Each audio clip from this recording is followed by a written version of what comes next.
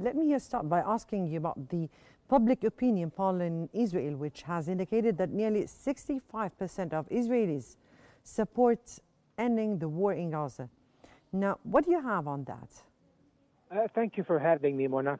Of course, when we approach these opinion polls in general, and especially in a very polarized society like Israeli society, we have to approach it very cautiously, because most of these polls are basically politically driven by the institutions that carry them out. However, of course, we cannot deny that there is a growing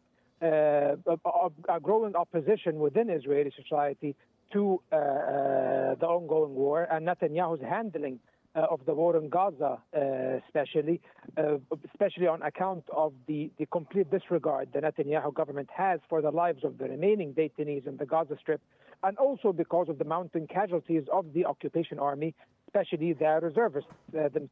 So, of course, there is a growing discontent within society. However, we cannot really assess or completely conclusively assert that about two-thirds of society are against the ongoing conflict in Gaza, because the Israeli right, on the other hand, carries out polls that show that about 50 and 60% of society support Netanyahu's policies. So we cannot take these opinion polls of face value. And of course, the biggest evidence that supports this assessment of mine is that Netanyahu has been carrying out his policies despite the opposition relentlessly. It seems that he does not really pay much attention to this opposition because it is not that effective. Had it been that two-thirds of Israeli society staunchly oppose Netanyahu's policies, probably Netanyahu's tenure as prime minister would have ended a very long time ago. Well, let me ask you here, do you think there is any kind of glimpse of hope for a possibility to reaching a ceasefire, to ending the war in Gaza in this upcoming stage or in the near future? Of course, we cannot rule out any possibility. We might have a ceasefire at some point. However, the current factors and indicators, unfortunately, do not indicate that a ceasefire is imminent or even remotely close at this point. It seems that Israel is pushing forward with its military operation in Gaza City. Reservists are being called to service. Troops are being mobilized on the borders of Gaza. The Israeli army itself is expanding its operations in the vicinity and the suburbs of Gaza City, especially the Al Zaytun district, which has been completely obliterated as far as we know from the evidence, that the aerial evidence and the footage that has been released by the Israeli Army of Occupation.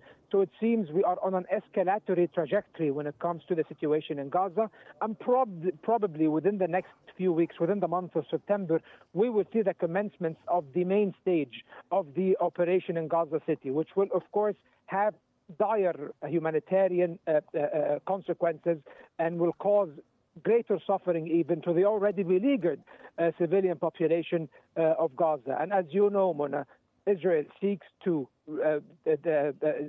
displace the remaining population of northern Gaza and Gaza City to central and southern Gaza, which is part of a bigger scheme of depopulating parts of the Gaza Strip with the aim of increasing the security buffer zone, or even annexing parts of the Gaza Strip, which was explicitly stated several times by members of the Israeli government and was even endorsed by the U.S. administration, current U.S. administration, according to Axios.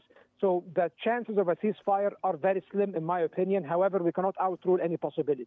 But there are certain developments that occurred in the Russo-Ukraine war, and there are also some developments in the European stance. And do you think if there was, or Trump was able or succeeded in resolving the Russo-Ukraine conflict, do you think that this would reflect on the Gaza war? He would work also to end the war in Gaza?